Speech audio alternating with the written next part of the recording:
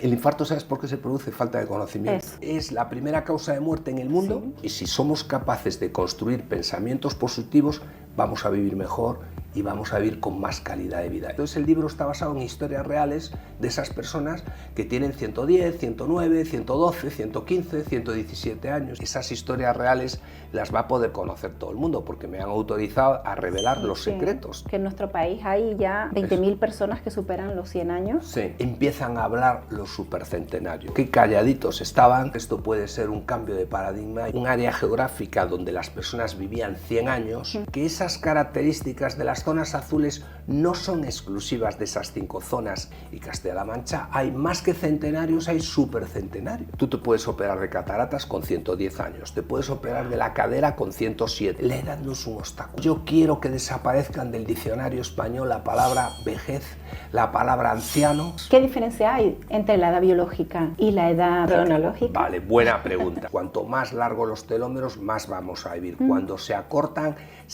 nuestra esperanza de vida y sobre todo nuestras enfermedades, porque no es importante vivir, lo importante es vivir libre de enfermedades. La gran revolución científica vendrá de la mano de China. Podemos conocer las distintas fases del envejecimiento hasta poder llegar a revertirlas, con lo cual la inteligencia artificial y concretamente aplicada a la medicina es el AlphaFold 3, va a ser una gran revolución para los centenarios y supercentenarios. Te das cuenta de que al final, si queremos ser milenarios, tenemos que atender a estas cosas que son vitales.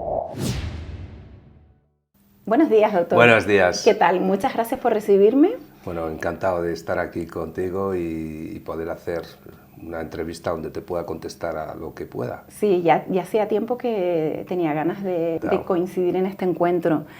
Doctor Manuel de la Peña, profesor, director de la Cátedra del Corazón y Longevidad, doctor cum laude en Medicina, profesor de Cardiología, escritor, académico, investigador y presidente del Instituto Europeo de Salud y Bienestar Social, donde nos encontramos hoy, institución que preside desde hace 28 años. Me gustaría saber un poquito sobre el instituto. ¿Qué nos puede contar?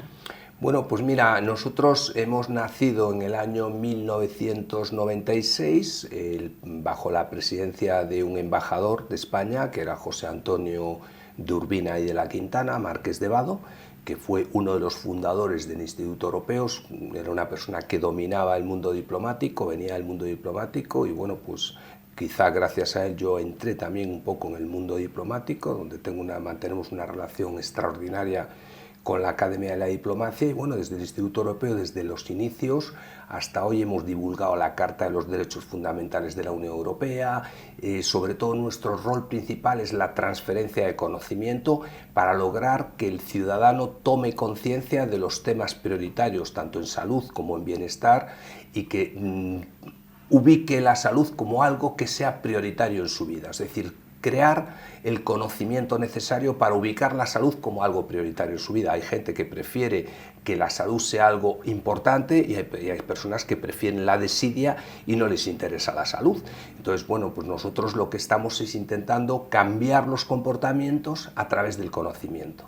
Uy, gran labor y muy importante. Bueno, para eso hacemos divulgación, publicamos libros, hacemos formación, entrenamos a profesionales y bueno, pues hacemos una labor tanto de formación como educativa con esa finalidad, ¿no?, de lograr el crecimiento exponencial y transferir, pues lógicamente, el conocimiento adecuado para cambiar esos comportamientos, esos hábitos, esas costumbres que te permitan vivir más y mejor.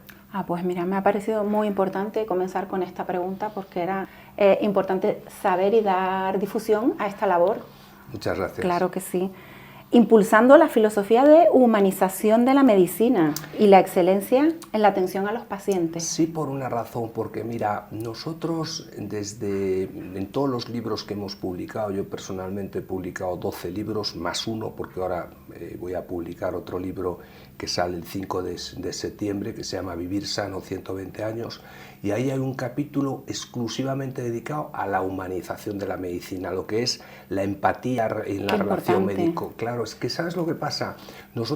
Yo soy muy de tecnologías y me encanta la tecnología y de hecho tanto en longevidad como en el corazón la tecnología nos ayuda mucho a hacer un diagnóstico y un tratamiento precoz, pero la tecnología sin una gestión emocional del paciente, sin una empatía en la relación médico-paciente, esa tecnología se queda pobre, porque al final somos personas, somos emociones y estamos invadidos, arrastramos una carga emocional y o sabes gestionar bien esa carga emocional con la que viene el paciente o al final hay una pérdida de una distancia. Entonces creo que humanizar significa calor humano, significa una relación con ese paciente, una empatía y por tanto creemos que sí es importante humanizar. Fíjate hasta qué punto llega la palabra humanización, que en este nuevo libro una de las cosas que procuro, no menciono jamás la palabra viejo y anciano, para mí son personas longevas. La palabra anciano y viejo no está en mi diccionario. Entonces es importante ya cuando hablamos de humanización de la medicina empezar por el lenguaje. Somos personas longevas, no somos ni viejos ni ancianos. Y todos somos útiles hasta el último minuto. Qué importante es el mensaje y sobre todo el pensamiento y el mensaje positivo, ¿verdad? Que sé que usted lo aplica. Es que si no tienes mensaje positivo y no tienes una actitud positiva, mira, en la famosa catástrofe del avión que se cayeron los hombres de la nieve, ¿por qué sobrevivieron los hombres de la nieve? ¿Por lo que llevaban en su mochila? No, por lo que llevaban en su mente, no en su mochila. En su mente es lo que verdaderamente les salvó la vida, esa mente positiva, esa actitud de paracaídas, de asimilar todo lo que podía ayudarles a sobrevivir. Por tanto, al final, nuestra mente es el eje principal de nuestros pensamientos y si somos capaces de construir pensamientos positivos, vamos a vivir mejor y vamos a vivir con más calidad de vida. Y voy a dar una cosa que me está llamando la atención. En todo el itinerario y entrevistas clínicas que he realizado a los supercentenarios, cualquier persona con la que estés de 110 o 115 o 116 años, le preguntas en qué piensan y siempre son recuerdos positivos. No me encontré a nadie que se esté castigando por algún pensamiento positivo, de ¿por qué no habré hecho esto? Porque eso no existe. Es bueno saberlo. Es bueno. Fíjate hasta qué punto que a Crescencia, que tiene 110 años, que estuve el otro día con ella, le preguntaba si tenía algún día malo y ¿sabes lo que me dijo? Cuando tengo un día regular, lo saco a flote. Fíjate qué importante. ¿Qué ejemplo? Claro, pues tengo un día regular, o sea, una señora de 110 años que dice, tengo una adversidad, la saco a flote. Y eso para mí, a mí me carga las pilas, sí, sí. O sea, porque a veces nos quejamos de cosas insustanciales y cuando ves una persona que tiene esas dificultades teóricas, en la práctica nos da mil vueltas. Por eso me encanta ir a verlas, porque yo disfruto muchísimo viendo esas cosas. Profesor, el estrés emocional como factor determinante de infarto de miocardio, ¿qué nos puede decir? ¿Cómo podemos prevenir un infarto? ¿Con qué conocimientos o con qué...? Vamos a ver, el infarto tiene una serie de factores, tiene una serie de factores desencadenantes, tiene una serie de factores de riesgo que interactúan entre ellos y producen un efecto a veces sinérgico, es decir, que 2 más 2 no son 4, pueden ser 8, me explico. Si tú eres hipertenso, tienes el colesterol elevado, eres fumador y encima tienes un estrés emocional, las probabilidades de sufrir un infarto son mucho más altas que si no tienes esos factores. Si tienes la tensión controlada, si tienes tu diabetes porque eres diabético controlado, si haces ejercicio físico, es decir, hay factores que predeterminan ese infarto y hay factores que te protegen contra el infarto. ¿Qué te protege contra un infarto? Una dieta mediterránea, realizar ejercicio físico, no fumar. ¿Qué te pone al borde del abismo un infarto? Con un riesgo de infarto, además lo vemos en las UBIs todos los días, el 99,9% de las personas que están en una UBI con un infarto son fumadores empedernidos, tienen sobrepeso y obesidad todos, algunos de ellos tienen diabetes, el colesterol está disparado, su tensión mal controlada, a veces también hasta tienen el ácido úrico elevado y el estrés emocional los ha fulminado. Con lo cual es un cóctel. Un cóctel molotov. Es un cóctel. ¿Cómo podemos evitar ese infarto? Primero, conociendo esos factores de riesgo, es decir, yo tengo estos riesgos y estoy sometido a estos riesgos, es decir, voy en un coche en la autopista sin frenos y sin dirección o llevo la ITV hecha. Entonces, primero sabiendo eso y segundo, lo más importante, el corazón se compone de dos cosas anatómicamente. Primero el corazón y después las arterias coronarias, que son como las mangueras, las que llevan el flujo sanguíneo al corazón. Y ahí está el problema. En las arterias coronarias, cuando hay una obstrucción que nosotros llamamos estenosis. Y cuando esa estenosis es significativa, es decir, que llega a más de un 70%, hay una disminución del flujo sanguíneo, hay una disminución del aporte de oxígeno al corazón y por tanto esa disminución del aporte de oxígeno y del aporte de sangre lo que está generando en esa arteria que se ha estrechado es una probabilidad mayor de sufrir una trombosis coronaria, que es la verdadera causa del infarto. Si se produce a nivel cerebral, esa trombosis coronaria lo que provoca es un infarto cerebral o un ictus cerebral, que es exactamente lo mismo. A veces hay ictus, que es el 15%, que son isquémicos porque se rompe la arteria. Pero todo ese proceso, detrás hay un proceso de arteriosclerosis, es decir, de endurecimiento de las arterias. Las arterias con el tiempo y con esos riesgos se van endureciendo, pierden elasticidad, se van estrechando y ahí empiezan los problemas. Es decir, menor circulación cerebral, mayor riesgo de infartos, microinfartos cerebrales, que muchas veces son asintomáticos, y mayor riesgo de que esa estenosis coronaria te provoque lo que se llama una cardiopatía isquémica, es decir, una angina de pecho o un infarto de miocardio. Por tanto, ¿cómo vigilamos esa estenosis? A través de pruebas de imagen, o a través de pruebas de esfuerzo, como por ejemplo una ergometría. La ergometría nos permite conocer si hay una disminución del flujo sanguíneo porque hay una isquemia, y el angiotac coronario nos permite ya conocer mucho mejor, con más precisión, si hay una estenosis. Y si hay una estenosis superior a un 70%, lo que hay que hacer es una coronariografía a través de un cateterismo que hoy habitualmente se hace vía radial por el brazo. Esa es un poco como... Y te digo una cosa, me alegra el que me lo preguntes, porque mira, el infarto, ¿sabes por qué se produce? Falta de conocimiento. Eso es lo que no le he hay escuchado. más, o sea, es una falta de conocimiento.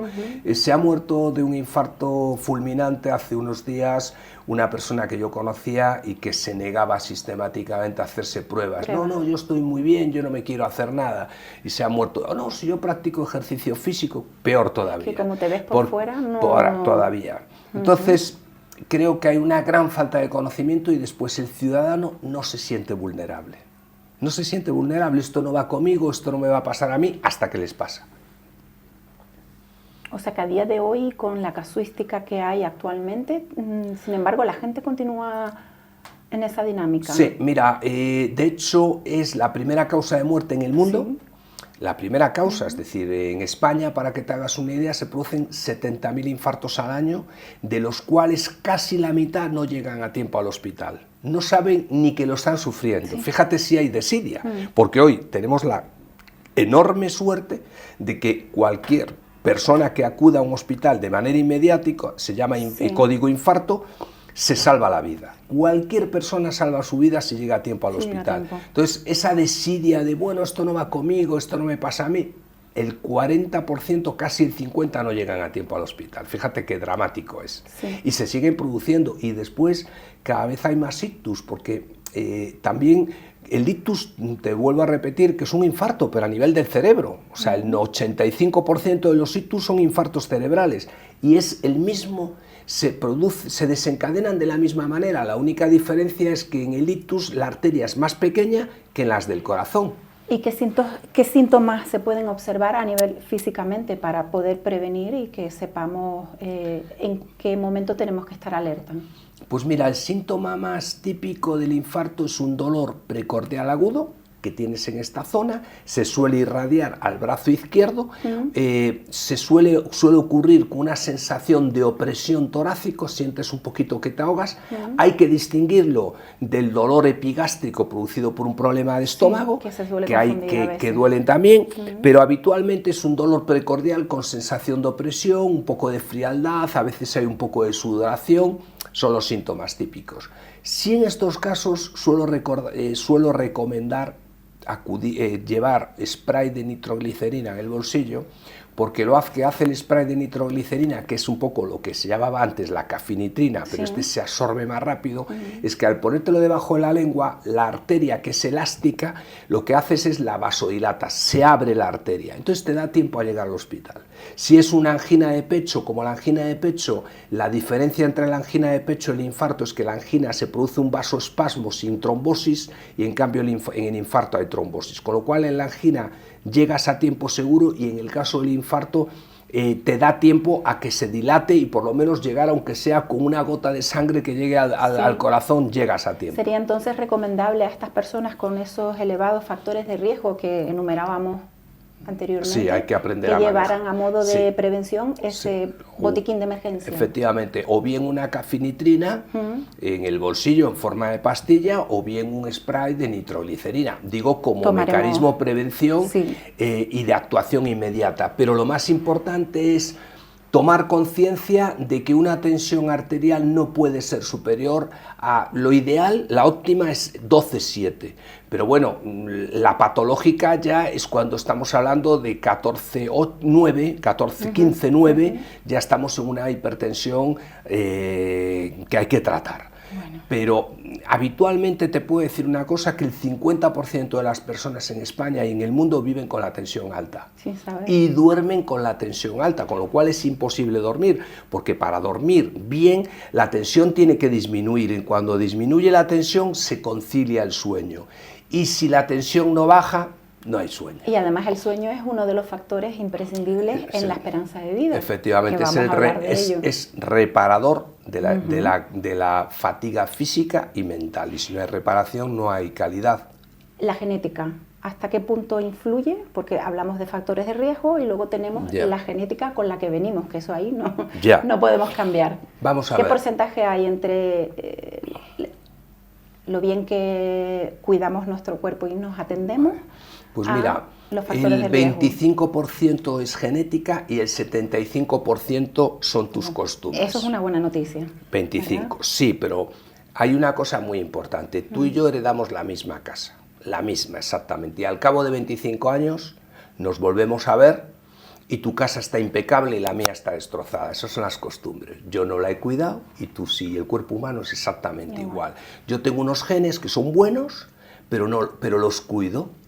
Tú tienes unos genes malos, es decir, hay que saber que los genes también se expresan y la manera de expresarlos es a través de la epigenética, de toda la influencia de nuestros factores ambientales, hábitos dietéticos, costumbres, estilos de vida. Y esos estilos de vida, que es la epigenética, influyen y determinan si esos genes se expresan mejor o se inhiben, porque hay genes buenos asociados a la longevidad y hay genes que están asociados a la muerte súbita y a las enfermedades, con lo cual hay que evitar unos que se expresen y otros que se expresen, unos que no se expresen y otros que sí.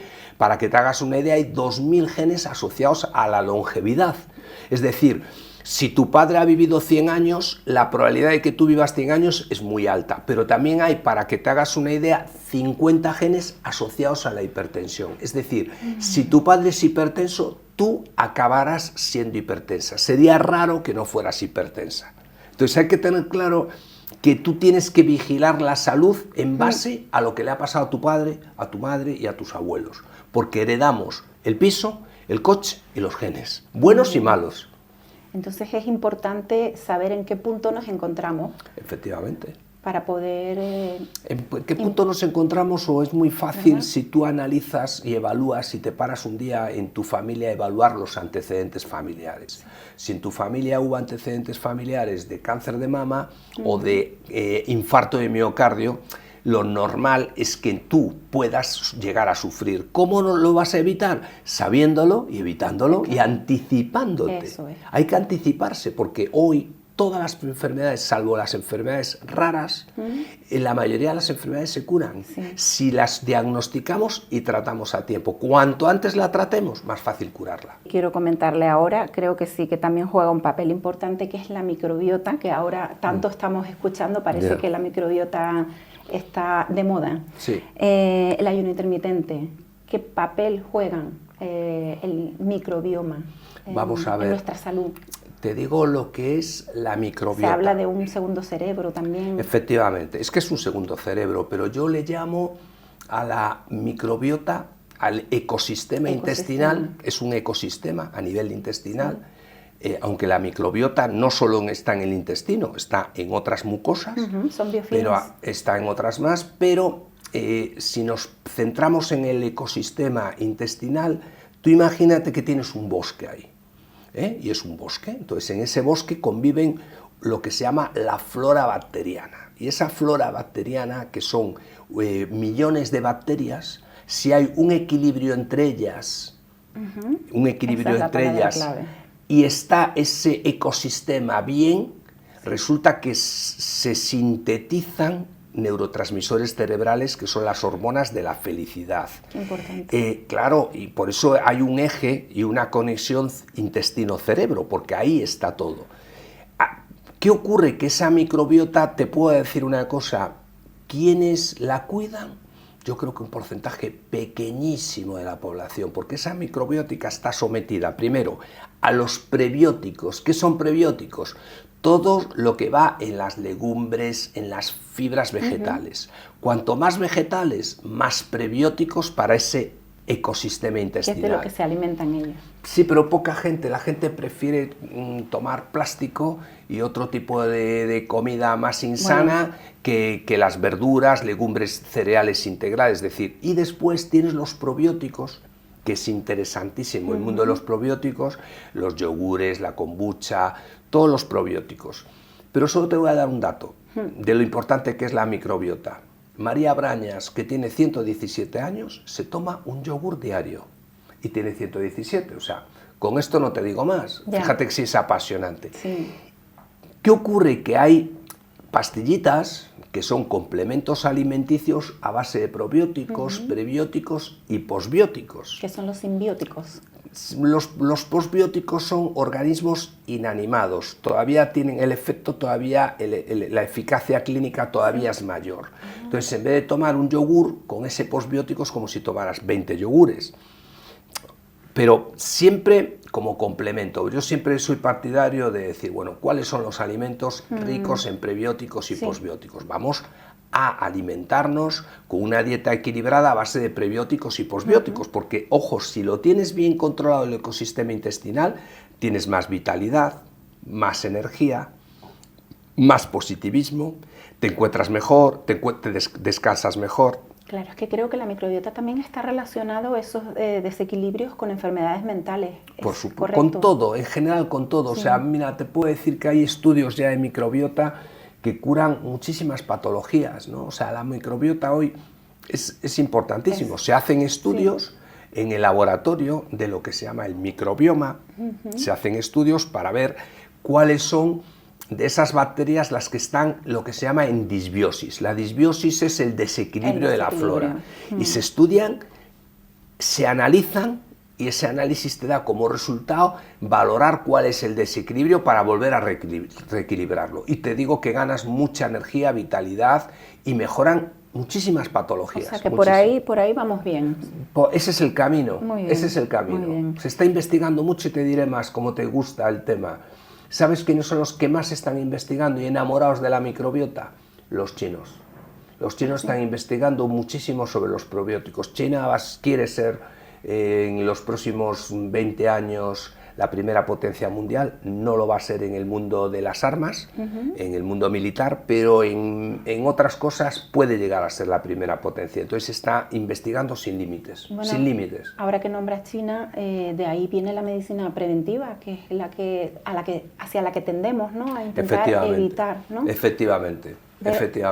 Esto que decimos de, primero analízate, ves en qué punto estás y...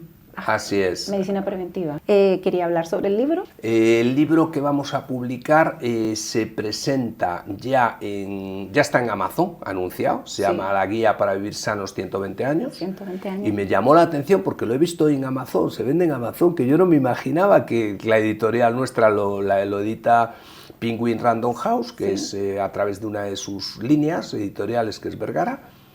Y bueno, pues el 5 de septiembre ya es una realidad, ya lo tendrás en la mano. Bueno. Ese libro, o sea, ¿cuáles son las peculiaridades del libro? El libro, la peculiaridad que tiene es que cuando yo empecé a escribirlo, cuando iba en la mitad del libro y lo iba contando a mis amigos y a todo el mundo en las cenas, nadie se creía lo de 120 años. Entonces lo que hice fue, a buen lado van conmigo. Entonces me puse a investigar a todas las personas que vivían de verdad. Entonces me fui a ver a todos los que vivían, 117, 114, 112 años. Entrevisté a todos y entonces el libro está basado en historias reales de esas personas que tienen 110, 109, 112, 115, 117 años. Es apasionante. Sí, ya lo creo. Porque de cada uno aprendí una cosa. O sea, te podría contar historias, por ejemplo, Servando tiene 109 años, todos los días practica bicicleta en la cama. No tiene bicicleta, sino hace como si caminara en la bicicleta en su cama. María Braña se toma su yogur todos los días y no quiere gente tóxica a su lado, prohibido que se acerque gente tóxica. Todos son muy espirituales, tienen mucha serenidad y viven con mucha paz interior. Por eso el libro me apasiona y la verdad estoy contento de cómo ha quedado, porque esas historias reales las va a poder conocer todo el mundo, porque me han autorizado a revelar los secretos, los centenarios fantástico. Y los supercentenarios. Entonces, sabemos que en nuestro país hay ya 20.000 personas que superan los 100 años. Sí. Y cada vez son más los que superan los 110, llamados supercentenarios. Así es. Parece ser que cada 5 años hay un salto en la esperanza de vida. Efectivamente. Cuéntanos un poquito. Fíjate si es importante lo que me estás diciendo, que en el año 1900 vivíamos 30 años. Está ahí el 1900, está aquí al lado. Vivíamos 30, 33 años. En estos momentos la esperanza de vida en España, las mujeres vivís 5 años más. Estáis más o menos en torno a los 86, 87 y el hombre en 81. La media es 84 años. Para que te hagas una idea, Japón está en 84,10. Es decir, la diferencia entre España y Japón ya es de décimas. Ya los hemos cogido a los japoneses. Japón, mientras en España hay 20.000 centenarios, en Japón hay 90.000. Pero también es cierto que en Japón hay más población, claro. Hay 90.000. Pero los japoneses, ¿por qué viven quizá un poco más los japoneses? Primero, porque los japoneses consumen el aceite de oliva español, son muy listos. Son muy listos. Consumen muchísimo pescado, tienen una cultura, sí, mucho omega. Dieta alcalina. Sí, tienen una cultura tienen una cultura de salud más importante que nosotros. Pero a pesar de todo estamos prácticamente igualados por dos razones. Una, el sistema español de seguridad social y el sistema nacional de salud son muy robustos. Y eso ayuda a la longevidad, el tener un sistema sanitario robusto. Para que te hagas una idea, en el Chad viven hasta los 56 años, porque se mueren por las enfermedades transmisibles y porque no tienen un sistema sanitario tan potente como el nuestro. ¿Sabes en la esperanza de vida en Estados Unidos? 76. ¿Y sabes por qué es menor que Japón y España? Por la obesidad, la dieta y por el estrés. Y porque no tienen un sistema sanitario tan robusto como el nuestro. Tienen uno muy bueno, pero de pago. Y aquí es uno bueno gratis. Entonces, un sistema sanitario robusto, el acceso a medicamentos innovadores, que Japón tiene mayor flexibilidad en el acceso. O sea, tiene un marco regulatorio de los medicamentos mucho más moderno que el español. España es el único pequeño embudo que hay, es ese. El día que se permita acceder y regular con más agilidad el acceso a los tratamientos innovadores, entonces ya somos mucho más competitivos en lo que se llama longevidad. Pero esos son los tres elementos, es decir, un sistema nacional robusto, una dieta adecuada. España también tenemos la dieta mediterránea que nos está ayudando. Y después, por otro lado, yo creo que en España ya empieza a, como digo yo, empiezan a hablar los supercentenarios. Yo siempre digo que calladitos estaban, porque ahora al desvelarse sus secretos, yo creo que esto puede ser un cambio de paradigma y puede ayudar a muchas personas a seguir ese ejemplo. Hay un documental muy famoso que se está escuchando mucho ahora, que es sobre las zonas azules. Sí. Claro, pero en España también tenemos nuestra zona azul, y se está haciendo un reconocimiento a los centenarios en nuestro país. Creo que... Vamos a ver, las zonas azules que empezaron en Cerdeña, porque un investigador descubrió que había un área geográfica donde las personas vivían 100 años, empezó a investigar por qué vivían en esa zona. Entonces, esas zonas azules lo que hicieron fue extrapolarlas a otros a lugares geográficos, donde hay 5 ya en España, está en Japón, Costa Rica, está en California, Cerdeña. ¿Y qué ocurre? Que esos sitios efectivamente tienen esas características donde la gente vive 100 años, pero eso no significa... ¿Y coinciden? Sí, tienen un denominador común, tienen unos factores que además los explico con mucho detenimiento en la guía esta para vivir 100 años, pero...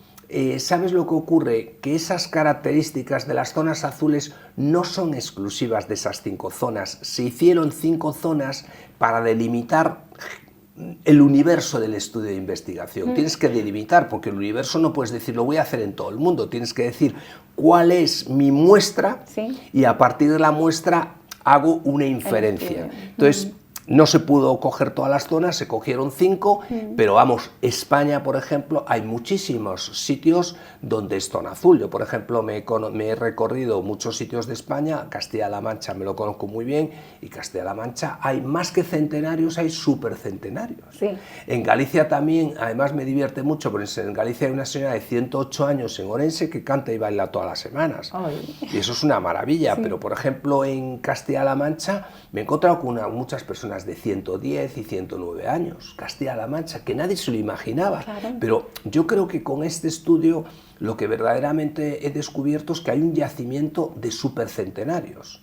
Y eso es una maravilla, porque ver con esa serenidad con la que viven, alejados de ese estrés emocional, de problemas, de vivir de recuerdos positivos, de tomarse la vida de lo que es verdaderamente importante y eliminar todas las cosas insustanciales, que son la mayoría para ellos. Y siempre basan su vida en cantar, bailar, escuchar música, vivir en paz. Para resumirlo enumeradamente, características que cumplen estas personas de estas zonas. Mira, las características de las zonas azules esencialmente son que hacen una dieta muy sana, a base sobre todo de legumbres y cereales, muy sana.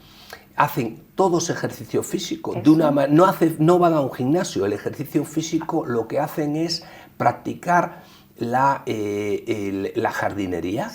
Cultivan en su huerto sus propios productos de alimentación, cortan sus propias plantas, y eso es un ejercicio diario permanente. Y el grounding que está ahora de moda. Efectivamente, entonces ellos están haciendo ejercicio continuo, tienen una dieta sana, tienen mucha espiritualidad.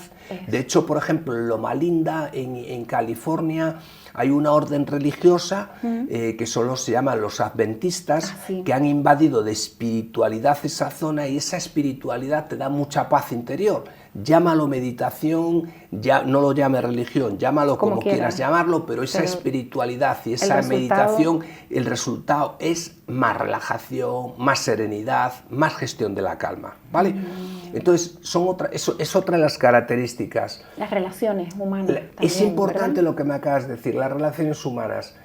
Sí está comprobado que cuanta más conexión social haya, más alargas la vida. Sí.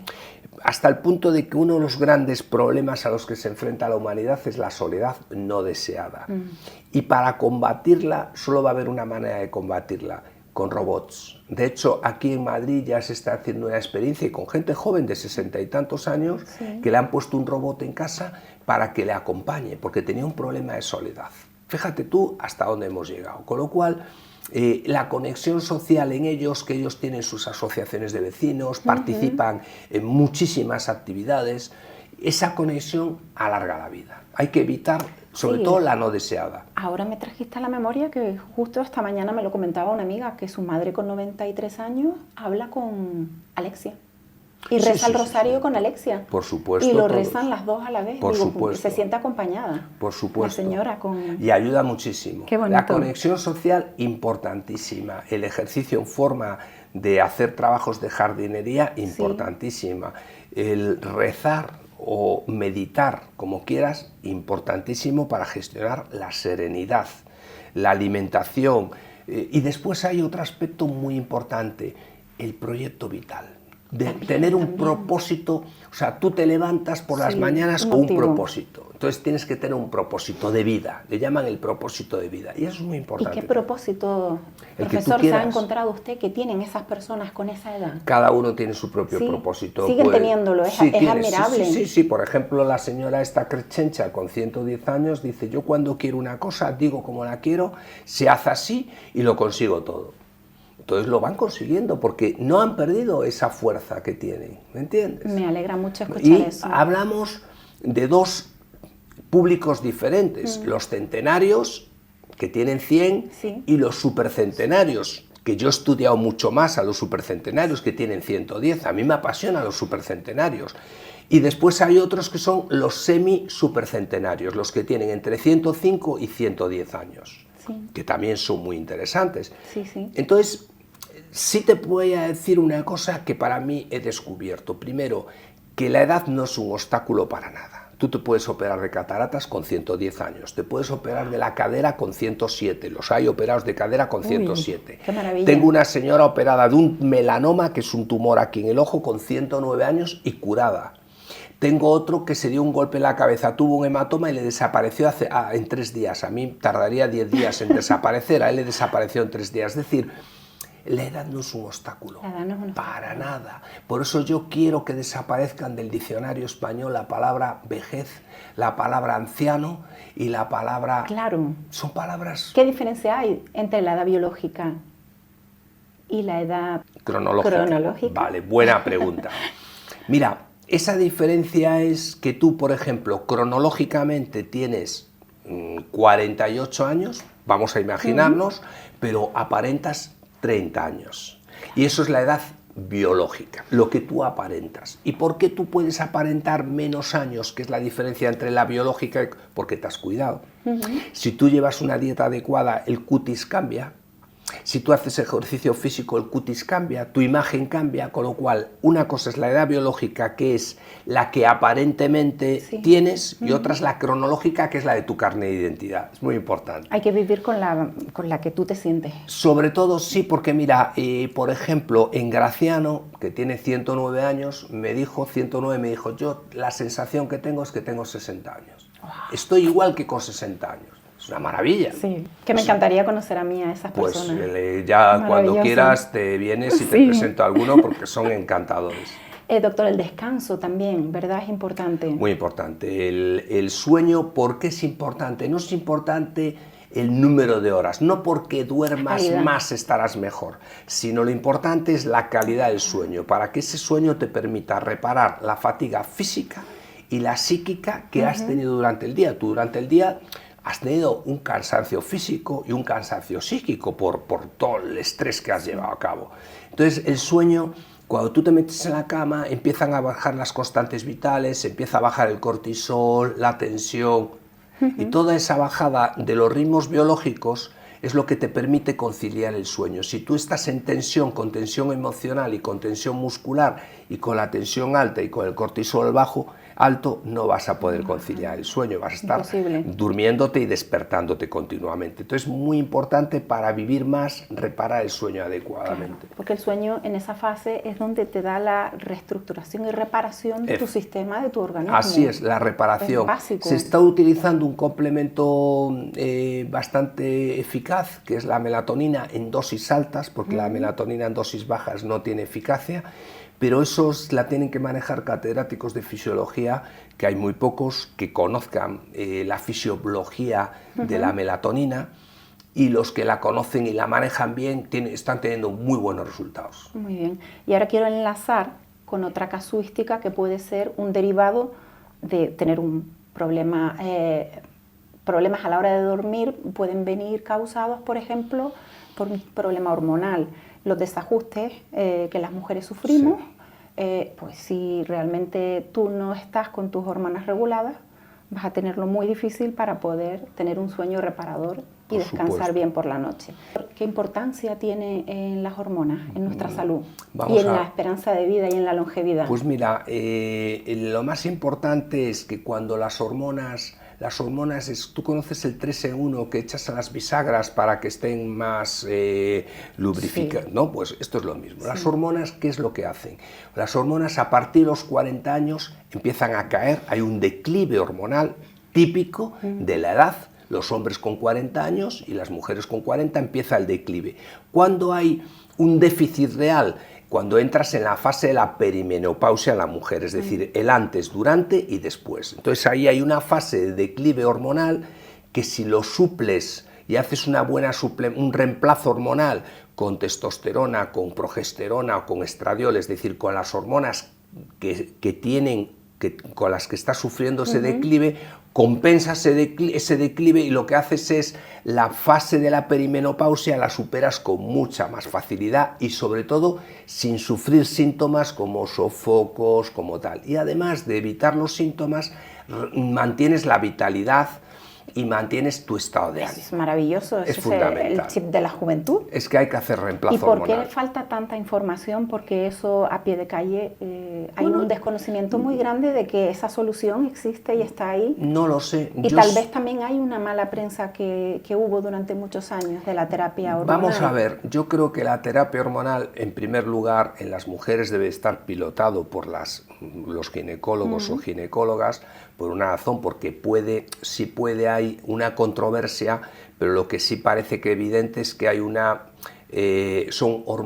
los tumores hormonodependientes. Si tú tienes una sospecha de algún problema cancerígeno y sobre todo hormonodependiente, el reemplazo hormonal hay que ser muy prudente y no está indicado. Entonces yo creo que hay que hacer primero un estudio hormonal de la persona, una mamografía, ecografías y tener la certeza de que esa persona no está sufriendo ningún tipo de cáncer.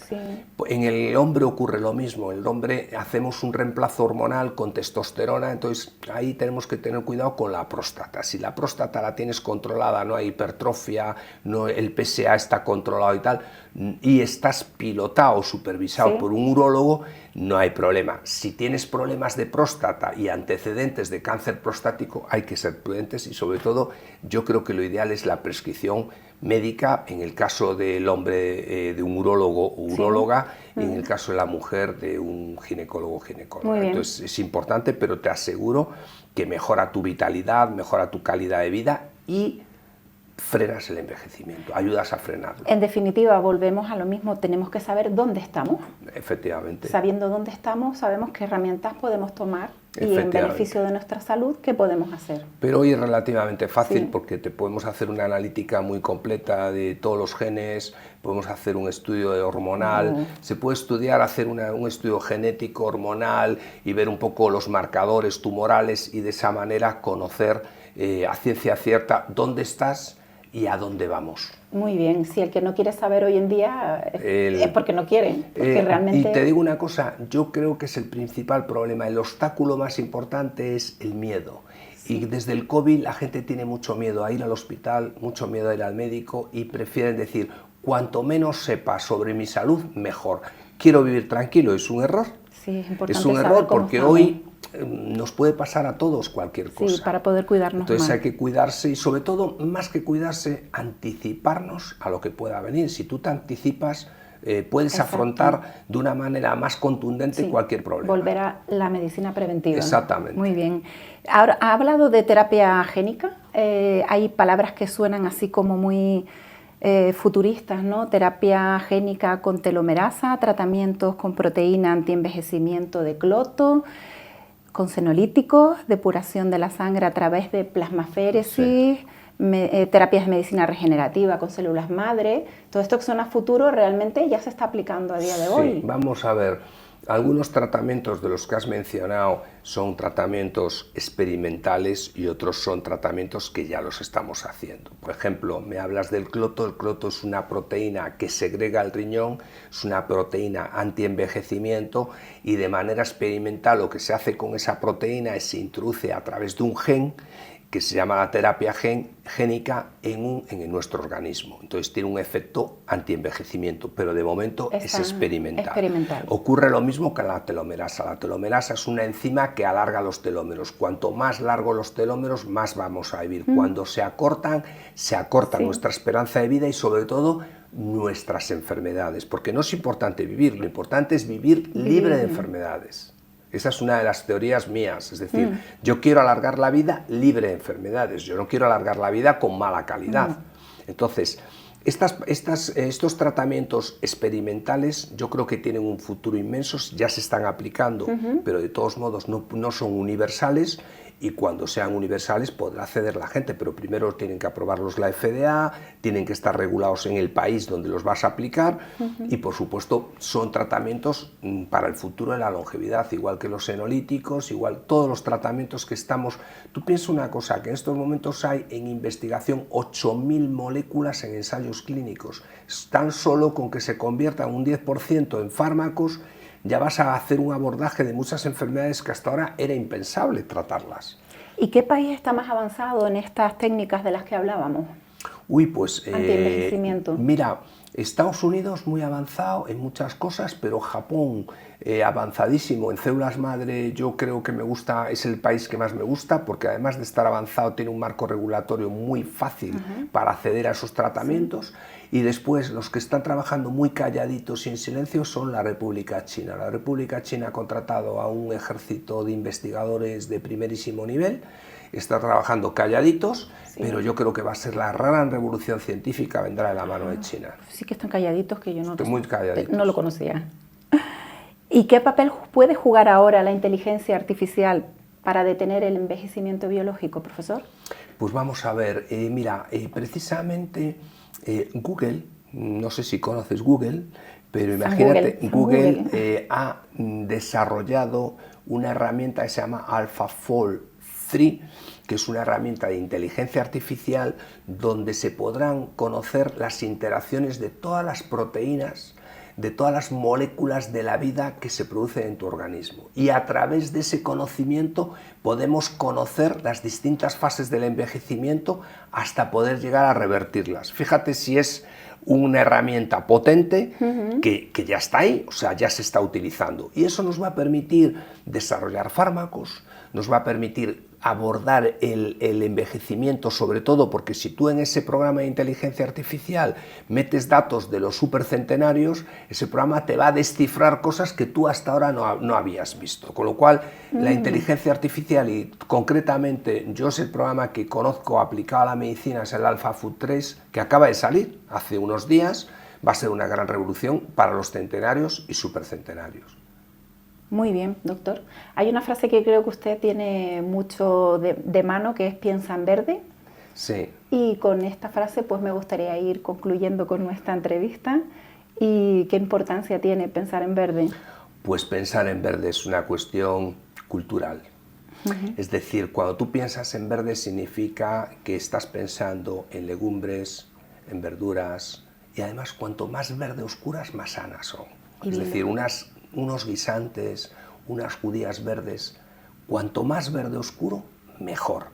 Y eso también va unido al pensar en verde, a la importancia que tiene caminar y hacer grandes caminatas por la montaña, por la naturaleza. ¿Verdad? Entonces, si tú haces una comida verde y caminas en zonas verdes, a eso le llamo yo pensar en verde. Y si eso lo unes a una frase que yo también me inventé, que es de mis favoritas, quédate con la frase, y es: yo prefiero tener paz a tener la razón. Fíjate qué importante, ya no quiero conflictos, ya no quiero discutir, ya no quiero discrepar, puedo pensar de una manera distinta, pero en mi prioridad prefiero tener paz a tener la razón. Entonces, si tú eres capaz de optar por esa opción de tener paz, y además esto que te estoy diciendo lo he confirmado con estas personas supercentenarias, o sea, yo creo que he tenido una gran conexión con ellas porque yo ya iba con esta filosofía de vida, o sea, y te puedo confesar que yo era muy carnívoro, pero muy carnívoro, y me tomo mi carne de vez en cuando. Pero recuerdo que un día, cenando con una tía vasca, me dice: parece mentira que un médico como tú cene todos los días carne. Y dejé automáticamente de cenar carne y ahora soy más de verduras, de pescado. Insisto, no hay que excluir nada y hay que mantener una dieta equilibrada. O sea, como tomarte un vino tinto o dos copas de vinos, no pasa nada. Dieta equilibrada, dieta sana, pero que tu prioridad sea pensar en verde. Y cuando estás con ataques de ansiedad y ataques de pánico, te coges, te vas a la montaña, te pegas una caminata y ya verás cómo se te pasan todas las tonterías. Reconectar con la naturaleza, reconectar con el origen, ¿verdad? Exactamente, hay que conectar. Y de hecho, fíjate, hay una cosa que me llamó la atención en mi editorial, en Penguin Random House, que la portada del libro es la raíz de un tronco, un árbol, que vienen todos los anillos del árbol. Y en esos anillos se refleja la vida de ese árbol. Y son árboles milenarios. Y han puesto un árbol milenario en la portada como la raíz. Y entonces me encanta ese paralelismo con nuestra vida, porque te das cuenta de que al final, si queremos ser milenarios, tenemos que atender a estas cosas que son vitales. Sí. La naturaleza es importante. La naturaleza es fundamental. Muy bien, pues muchísimas gracias, profesor Manuel de la Peña. A ti muchísimas Yo me encantaría ya me puede reservar un ejemplar de su libro, que quiero eso lo tienes, claro, enriquecerme con los mismos conocimientos que usted ha logrado aportar para esta área tan importante como es nuestra longevidad, nuestra esperanza de vida.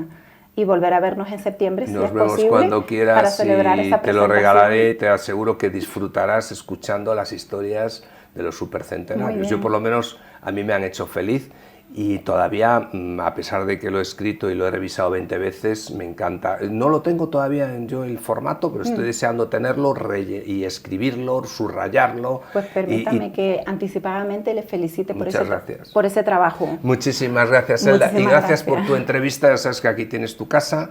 Gracias por el esfuerzo que has hecho en venir, que sé que lo valoro muchísimo, y estoy seguro que tu entrevista saldrá en muchos sitios. Gracias de corazón. Gracias.